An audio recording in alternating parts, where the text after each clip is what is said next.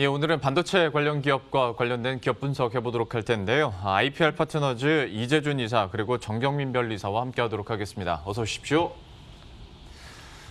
반도체 슈퍼사이클에 대해서는 여러분들도 너무나도 잘 아실 것 같고 이제 한 2분기부터 시작이 될 거다라는 얘기들도 참 많이 합니다. 그만큼 시장에서도 기대감이 높아진 상황인데요. 그 슈퍼사이클에 대한 기대감들 그리고 시장에 대한 얼마나 확장될지의 전망들부터 해보도록 하겠습니다. 이사님께서 좀 소개를 해주시죠. 네, 일단 반도체 업황에 대해서 호황 분위기는 지속이 될 것이라고 먼저 결론을 말씀드리겠는데요. 가장 큰 원인으로 생각했었을 때는 바로 캐펙스 투자라고 좀 보시면 될 것 같습니다.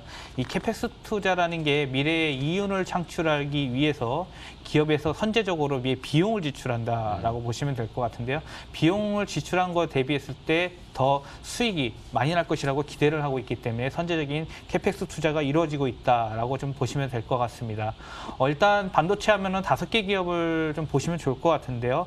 삼성전자, 그다음에 TSMC, 인텔, SK 하이닉스, 마이크론으로 좀 보시면 좋을 것 같습니다. 예. 그중에서 현재 이 비메모리 반도체 분야에서 선두로 좀 치고 달리는 바로 기업이 대만의 TSMC고 현재 2위가 삼성전자인데요. 일단은 내년에 이 캐펙스 투자에 대한 규모를 좀 먼저 살펴볼 필요가 있다고 보고 있습니다. 올해 2020년 같은 경우에는 743억 달러, 약 한 원화로 봤었을 때 한 80조 원이 조금 안 되는 수준이다라고 보시면 될 것 같은데 올해 같은 경우에 2021년의 경우에는 952억 달러 수준으로 해가지고 사상 최대 규모가 전망이 될 것으로 지금 예측을 하고 있고요. 결국 양대 산맥인 삼성전자와 TSMC 필두로 해가지고 캐펙스 상승을 규모를 견인을 할 것이다라고 좀 보시면 좋을 것 같습니다. 세부적으로 좀 살펴보면은 삼성전자 같은 경우에는 메모리 반도체의 캐펙스를 현재 240억 달러 수준을 지금 예상하고 있고요. 그다음에 비메모리 같은 경우에는 캐펙스가 110억 달러 규모를 보고 있습니다. 근거에 대한 부분들을 살펴보면은 이 13라인에 대한 전환으로 인해서 D램에서 이 비메모리 반도체인 CIS, 카메라 이미지 센서에 대한 전환 투자가 발생할 것으로 좀 보고 있고요. 그리고 3D 낸드 부분에서도 투자가 지속될 것으로 예상하고 있습니다. 메모리 반도체가 현재 공급 부족 상황인데요. 이에 부분에 있어서 수요 대응을 위해서는 결과적으로는 캐펙스 투자를 늘릴 수밖에 없는 상황이다라는 거고요. 비메모리 분야를 살펴봤었을 때는 파운드리 역시 메모리와 마찬가지로 공급 부족, 쇼티지가 발생을 하고 있습니다. 적극적인 부분에 있어서 적극적인 투자가 나올 수 없는 부분이라고 보시면 될 것 같고요. 삼성전자 같은 경우에는 국내에 있는 평택의 이 증설에 이어서 미국의 오스틴에 있는 파운드리 신공장까지 증설을 했다라는 지금 증설을 추진 중에 있다라는 예. 부분들이 아마도 캐펙스 투자에 대한 부분들이 기대감이 조금 반도체에 반영이 되고 있다고 보면 될 것 같고요. 나머지 3사에 대해서는 이 캐펙스 투자가 소폭 늘어날 것으로 보고 있습니다. 하지만 삼성전자와 TSMC의 거대 규모 투자 자체가 좀 좋은 시그널이다. 결국은 캐펙스 투자가 늘어남에 따라서 모멘텀을 받을 수 있는 바로 종목 섹터는 반도체 장비입니다. 반도체 장비가 결국은 리레이팅이 될 수 있는 효과까지 기대할 수 있다라고 말씀을 드리도록 하겠습니다. 이사님께서 잘 설명을 해주셨는데요. 아무래도 글로벌 반도체 기업들의 투자 증가 그리고 또 공급 확대에 따라서 수혜를 받아갈 수 있는 기업 중에서 오늘은 그래서 DB하이텍에 대한 이야기 한번 해보도록 하겠습니다. DB하이텍이 어떤 회사인지 이거는 변리사님께서 좀 소개를 해주시죠. 네, DB하이텍은 이제 DB그룹에 속해 있는 반도체 파운드리 사업을 주로 영위하는 회사입니다. 원래 이름은 동부하이텍이었는데 아시다시피 동부그룹이 DB그룹으로 이름을 바꾸면서 DB하이텍이 되었죠. 이 소소한 상식으로 하나 말씀을 드리자면은 이 동부그룹이 DB그룹으로 이름을 변경하게 된 사연이 좀 있습니다. 상표권과 관련된 얘기인데요. 동부그룹의 경우에는 SK, CJ, LG 이런 것과 다르게 상호를 변경하게 된 이제 피츠모터 사정이 있습니다. 바로 2017년도에 이 키스톤 프라이빗 쿼티에 인수된 동부건설이 이 동부그룹의 상표권을 가지고 있었던 것 때문인데요. 동부건설이 이제 상표권을 모두 관리하고 있었던 것은 아니고 동부증권, 동부저축은행, 동부생명보험까지 총 4개사가 상표권을 공동으로 관리하고 있었습니다. 그중 하나인 이제 동부건설이 매각이 되면서 상표의 공동 소유주가 아닌 다른 계열사들은 4분의 1만큼 로열티를 지급을 해야 되는 만큼 좀 아깝다 이런 생각도 있었던 거죠. 브랜드 가치 때문에 동부건설이 조금 상표권 프리미엄으로 높게 팔렸다 이런 얘기도 있습니다. 예. 아무튼 남한테 로열티 주는 게 아깝다 뭐 그런 건지 전체적으로 상표를 변경하게 되었는데 간판 교체, 광고비 등으로 200억 정도가 들었다니 이제 좀 쉽지 않은 결정이었던 것 같습니다. 그래도 글로벌 이야기 봤을 때 DB하이텍이 저는 더 나은 것 같은데요. 뭐 그렇게 결과적으로. 보실 수도 있겠지만 이제 워낙 동부라는 이름을 오래 써왔으니까 이제는 뭐 저희가 익숙해져서 그렇겠지만 그러기 위해서 광고로 어마어마한 돈을 사실 사용했다고 봐야 되겠죠. 에피소드가 있네요, 나름대로. 예.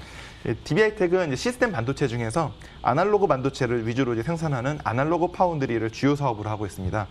특히 이제 아날로그 파운드리 업체로서 상당히 견고한 지위를 보유하고 있는데 아날로그 반도체는 빛, 소리 등을 이제 기기가 인식할 수 있도록 디지털 신호로 변환하는 역할을 합니다. 이 DB하이텍은 90나노급부터 0.35 미크론급까지 반도체 제조 기술을 보유하고 있는데 메모리 반도체 공정에 비교하면 다소 큽니다. 이게 메모리 반도체는 초미세 공정을 통해서 대량 생산을 해서 원가 절감을 하겠다. 이게 핵심이라면은 이제 아날로그 반도체는 다품종 소량 생산 체제다 보니 미세화 공정보다는 빠른 설계 능력이 더 중요하다고 해요. 그래서 이제 투자가 늦어져서 선도 업체에 비해서 공정 기술 뒤떨어져 있던 것이 아날로그 반도체를 선택해서 이게 주요한 선택이 아니었나 이런 얘기가 나오고 있습니다. 매년 이제 수백억에 가까운 손실을 기록하고 있었는데 2014년부터는 흑자 전환되어서 원래 매각 계획까지 있었다가 이제 그게 철회되었다고 하죠. 이 아날로그 반도체는 이제 점점 수요가 늘어나고 있는 추세인데요. DB하이텍은 그 중에서도 그 전력 반도체, PMIC나 터치 스크린, 뭐 디스플레이 구동칩, 이미지 센서 등을 뭐 각종 센서를 만들고 있습니다. 최근에 이제 중국 페미스 등 같이 해외 시장을 노린 것이 수익 구조에 탄탄한 뭐 영향을 미쳤다 이렇게 판단이 되고 있습니다. DB하이텍에 대해서 어떤 회사인지 기업 개요들을 이렇게 들어봤는데요. 아무래도 파운드리 업체라는 건 삼성전자에 대한 관심이 높아진 만큼 이제 너무나도 좀 익숙하실 것 같습니다. 다만 다시 한번 좀 정리하는 차원에서 파운드리가 어떤 개념이고 그리고 DB하이텍이 이 파운드리 시장에서 얼마만큼의 점유율과 기술력을 갖고 있는지 이것도 한번 정리해 주시겠어요? 네, 파운드리 뭐 잘 아시겠지만 이제 생산 시설을 갖추고 고객사가 설계한 반도체를 대신 위탁 생산해서 공급하는 것을 의미합니다. 이게 뭐 비메모리 사업은 제품이 워낙 다양해서 설계만 수행하는 팹리스, 생산만 수행하는 파운드리 업체로 이제 나눠져 있는데요. 인텔, 텍사스 인스트루먼트와 같이 설계와 제조를 모두 병행하는 회사는 많지 않고 이 두 회사를 제외하고는 거의 뭐 대부분이 공장을 의미하는 이 팹을 아예 운영하지 않거나 아니면 파일럿 제품을 생산하는 정도로만 팹을 운영하고 있습니다. 그래서 이를 생산해주는 이제 파운드리가 필수적이라고 볼 수 있겠습니다. 파운드리 업체 중에 가장 큰 업체는 물론 대만의 TSMC고요. 그 외에도 UMC, SI, 스믹 같은 업체들이 뒤를 잇고 있습니다. 국내를 보면은 삼성전자, SK 하이닉스가 파운드리용 팹을 이제 크게 운영을 하고 있죠. 삼성과 하이닉스를 제외하고서는 DB하이텍이 국내에서 최초로 파운드리 전문 업체로 나온 이제 반도체 회사라고 보실 수 있겠습니다. TSMC나 삼성전자가 이제 12인치 웨이퍼로 통신칩, AP 그래픽 칩 이를 생산을 한다면은 DB하이텍은 이제 좀 달라요.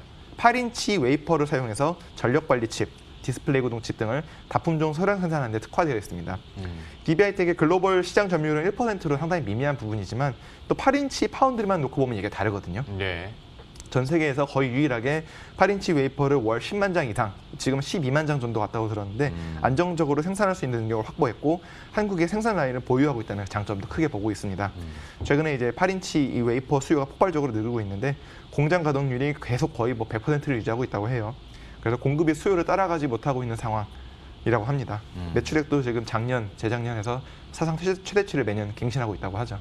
나름대로 이제 틈새 전략이 맞아 떨어져 가고 있는 상황이기도 한데요. 여기에 이제 더불어서 앞으로가 더 기대되는 것이 반도체 자체에 대한 어떤 공급 부족 현상들 당연히 나타날 거다라는 얘기들을 많이 하고 있고요. 특히 어떤 투자 확대에 대한 뉴스들이 계속 나오지 않습니까? TSMC 30조 원 투자한다고 결정이 났고 삼성전자도 뭐 일각에서는 13조 원 플러스 알파 혹은 뭐 30조 원 플러스 알파까지도 뭐 얘기가 나오는 게 언론사가 있는데요. 어쨌거나 이것도 전반적인 국내 업체들 특히 어떤 파운드리 업체들에게 호재가 되는 거 아니겠습니까? 예, 그렇습니다. 앞서 삼성전자 관련돼서는 캐펙스 규모를 말씀을 드렸는데요. 일단 대만 TSMC 같은 경우에는 1월 14일에 실적 발표를 하고 시설 투자에 대한 확대에 대한 의지를 표명한 상태입니다. 2020년 시설 투자가 172억 달러였는데요. 2021년에는 시설 투자 관련해서 250에서 280억 달러까지 늘릴 계획으로 현재 보고 있고요. 전년 대비했을 때 45에서 63%까지 증가할 것으로 지금 예상하고 있습니다. 블룸버그 기준에서 컨센서스가 190억 달러를 보고 있었는데 컨센서스를 상회한 수치의 규모다라고 보시면 될 것 같고요. 현재 TSMC의 시장 점유율은 작년 4분기 기준으로 봤었을 때 56%입니다. 그리고 삼성전자가 2위인데요. 30% 수준으로 보시면 될 것 같고요. 현재 TSMC는 미국의 애리조나의 공장에 대한 증설을 하고 반도체 패키징 등의 후공정단에서 현재 그 투자를 할 것으로 예상을 하고 있습니다. 5나노단에서 현재 반도체를 만들 수 있는 곳은 딱 두 곳밖에 없습니다. TSMC와 삼성전자밖에 없는 상태고요. 근데 지금 최근에 삼성전자가 3나노 얘기가 나오고 있죠. 3나노 관련된 부분들이 나오다 보니까 만약에 3나노가 먼저 삼성전자가 출시를 하게 된다면은 시장에 대해서 지각 구조가 변동될 수 있다라는 부분들은 TSMC에서 위기가 될 수 있다는 측면으로 연결이 될 수 있을 것 같고요. 이를 막기 위해서 TSMC에서는 막대한 투자를 할 것으로 진행한 것으로 보시면 될 것 같습니다. 시설 투자에 대한 미국 증설 이슈랑 지역별 매출에서 북미 지역의 미국 지역의 퀄컴이나 AMD, 애플 등의 매출 기여도가 높다라는 측면들 보시면은 TSMC에는 앞으로 전방 산업에 대한 부분들이 좋아질 것으로 생각을 하고 있기 때문에 공격적인 캐펙스 투자를 진행한다라고 보시면 될 것 같고요.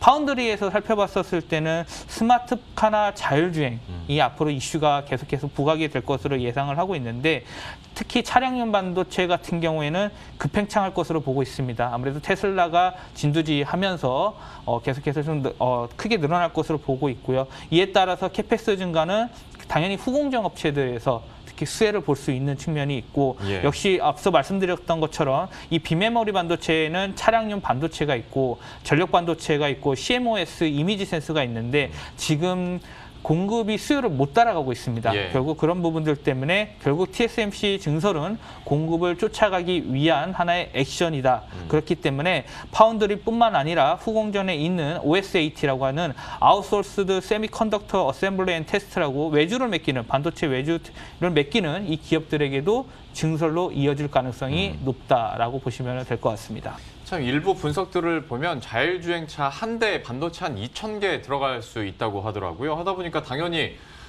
수요는 늘어나고 있는데 공급이 따라가지 못하는 상황들인 거고 DB하이텍의 경우만 보더라도 지금 공장 가동률이 거의 풀 가동되고 있다면서요. 네. 그런데도 이제 계속 수요가 늘어나고 있기 때문에 DB하이텍 입장에서도 좀 증설에 대한 얘기들 계속 나오고 있습니다. 관련 뉴스는 어떤 것들이 있습니까?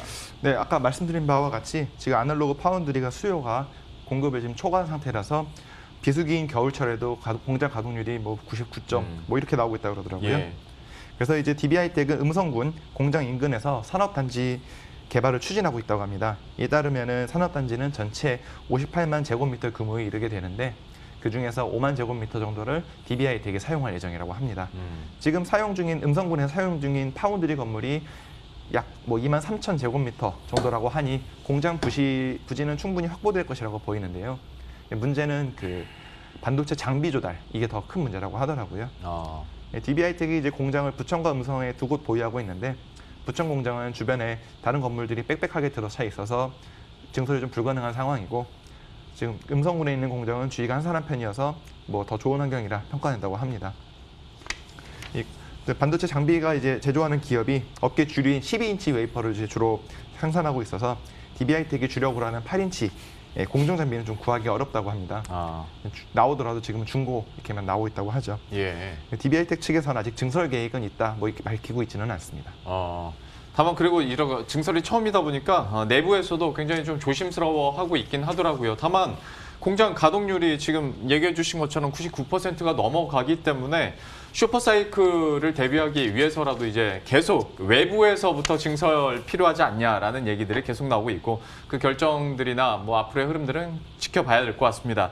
또 한 가지 측면에서 미중 무역 전쟁은 계속되지 않습니까? 그리고 바이든 정부가 들어서더라도 중국에 대한 제재는 좀 결은 달라질 수 있더라도 제재 강도는 계속 이어질 것이다라는 얘기들은 많이 나오는데요. 하다 보면 한국 기업들이 좀 반사이익을 가져갈 수 있을 것인가에 대해서는 좀 어떻게 평가하십니까? 네, 미국 제재 여파에 대한 부분들은 한국에 대한 반사이익 가능성이 높다고 생각을 하고 있습니다. 이번 그 새 정부의 바이든 정부가 출범하면서도 중국과에 대한 부분들에서 아직까지 특별한 타협이나 이런 부분들 아직 나타나진 않을 것이라고 좀 보고 있는 상황인데 예. 강도 자체는 트럼프 전 대통령보다는 좀 약하게 갈 가능성이 있다고 생각을 하고 있습니다. 일단 중국의 SMIC 스맥이라는 기업 자체를 작년 10월에 이 반도체 위탁 수탁 생산 기업인데 제재를 가한 상황이죠. 네. 결국은 이 SMIC 같은 경우에도 결국 반도체 캐펙스를 미리 투자를 했는데 이 부분 관련해서 반도체에 대한 생산이 차질이 발생할 수밖에 없는 상태입니다. 결국은 앞서 제가 말씀을 드렸던 부분 중에 공급 차질에 대한 부분들을 계속적으로 언급을 하고 있는데요. 네. 이런 부분들에서도 중국도 선제적으로 캐펙스 투자를 늘렸는데 가동이 안 된다면 실적 저하와 고정비 증가가 발생을 할 수 있을 겁니다. 네. 근데 이 부분을 역시 대응할 수 있는 기술력이 있는 기업이라고는 결국 국내 기업이 가능성이 높다고 보고 있고요.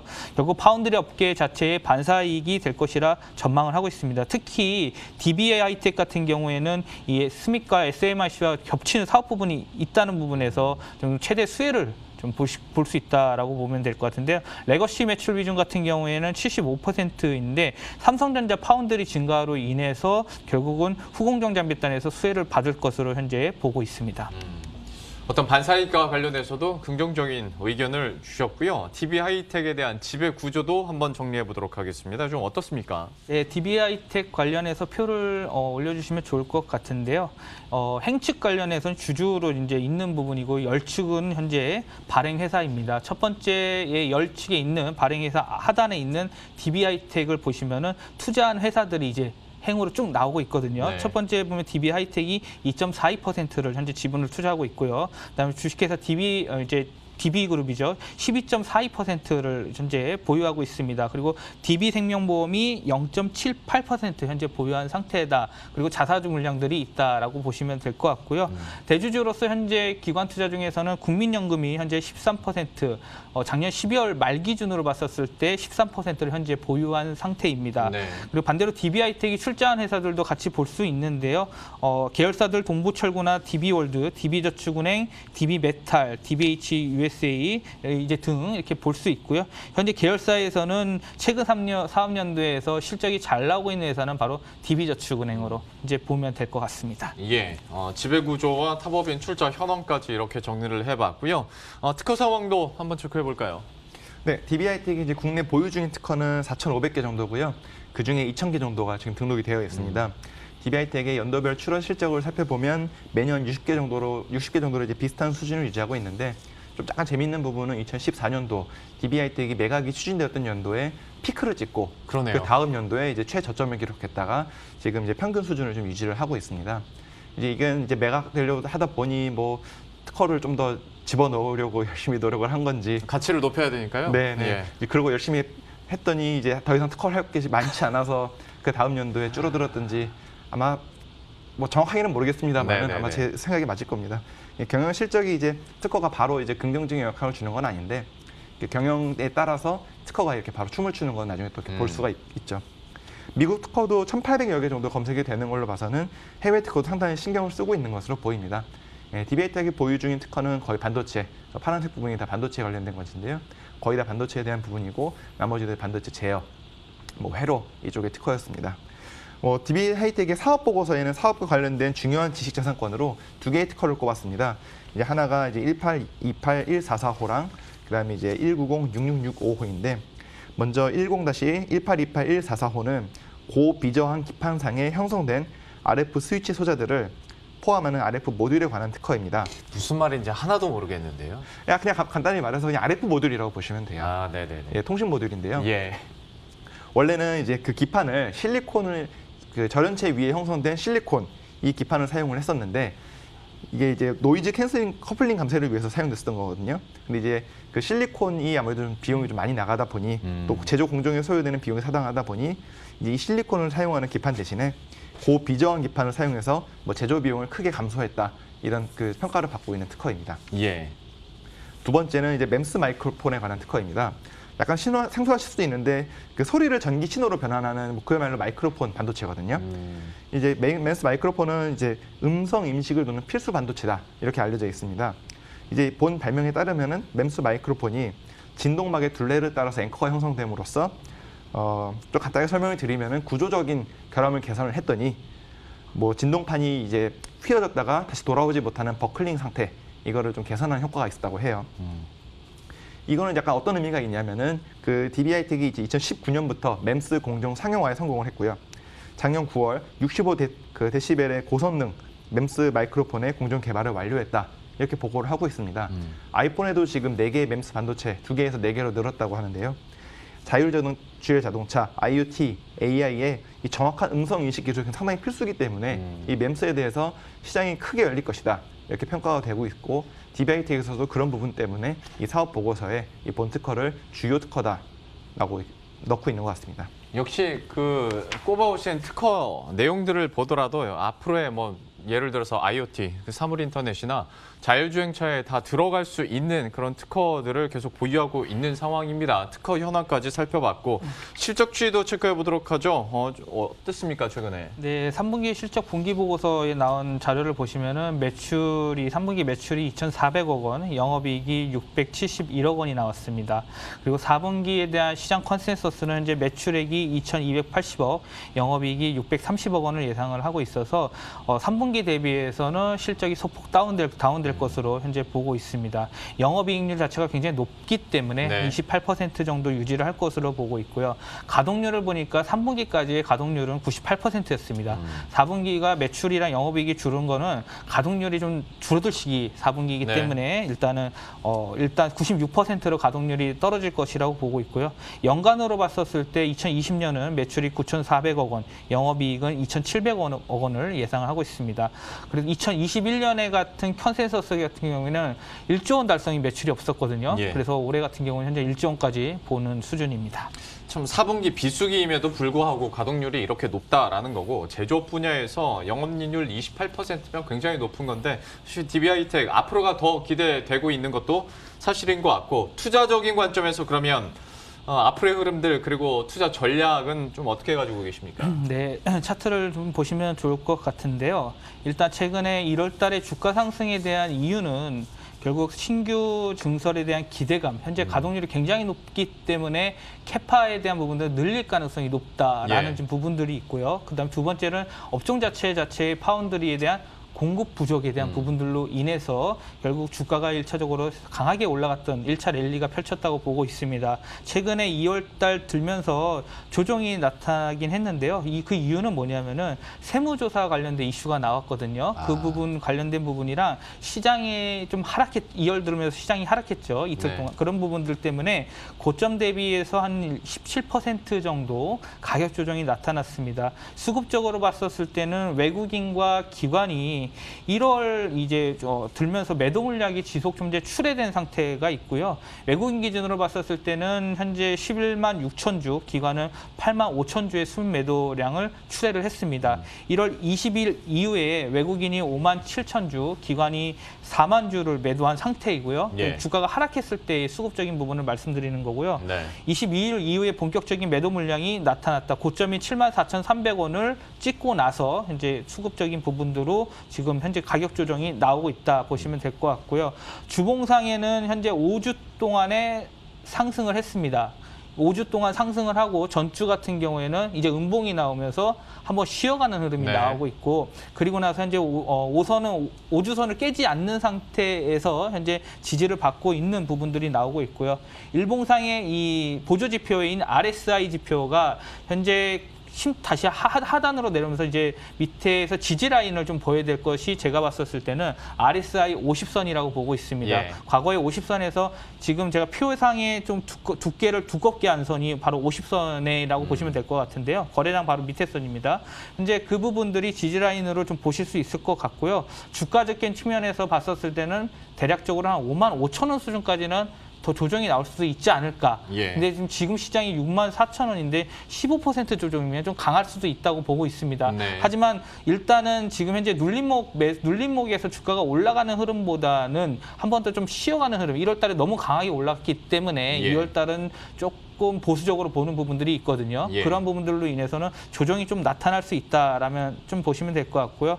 중장기적으로 봤었을 때 그리고 밸류에이션적으로 봤었을 때는 비교할 수 있는 게 바로 UMC, 유미코어 차량용 반도체 기업입니다. 생산 능력 같은 경우에 12인치 환산 기준으로 봤을 때 월간 44만 장을 현재 UMC에서 생산을 하고 있는데 지금 DB하이텍 같은 경우에는 월간 77만 수준, 8인치 환산 기준 했을 때 DB하이텍의 6배 수준입니다. 근데 시총 차이가 UMC 같은 경우에는 25조 원입니다. 네. 그런데 DB하이텍 같은 경우에 2조 7천억 원이거든요. 근데 차이가 생산 차이가 6배 차이 나는데 시총 차이는 10배 차이가 난다라고 그러네요. 봤었을 때는 지금 8인치 파운드리 생산 라인에 대한 보유를 감안한 것을 보았을 때는 현재 구간은 중장기적으로 봤을 때는 저평가 국면인 것으로 저는 볼 것 같습니다. 예, 최악의 상황을 가정했을 때 5만 5천 원 선 하단은 얘기해 주셨는데 위로는 그러면 어느 정도 기대하세요? 일단 윗선으로 봤었을 때는 저는 9만 원 이상은 돌파 가능성이 있다고 보고 있습니다. 예.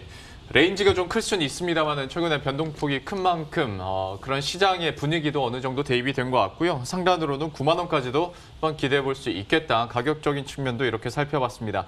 지금까지 정경민 변리사, IPR 파트너즈 이재준 이사와 함께했습니다. 오늘 말씀 고맙습니다. 예, 그럼 저희도 여기서 인사드리도록 하겠습니다. 식사 맛있게 하시고요. 저희들은 내일 이 시간에 또 새로운 이슈들 들고 다시 찾아뵙도록 하겠습니다. 시청해주신 여러분 고맙습니다.